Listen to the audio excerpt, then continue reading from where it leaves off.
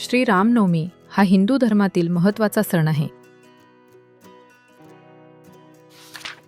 हा सण चैत्र महिन्यातील शुद्ध नवमीला साजरा केला जातो.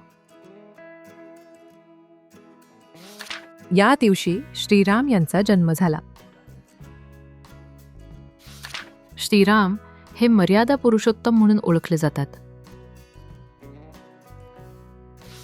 श्री रामनवमीला मंदिरे सजवली जातात. श्री रामजन्मोत्सव मोठ्या उत्साहात साजरा होतो. रामायणाचे पठण केले जाते. भक्तिगीत आणि कीर्तन केले जाते. प्रसाद भक्तांना वाटला जातो. श्री रामनवमी श्रद्धा आणि भक्तीचा सण आहे.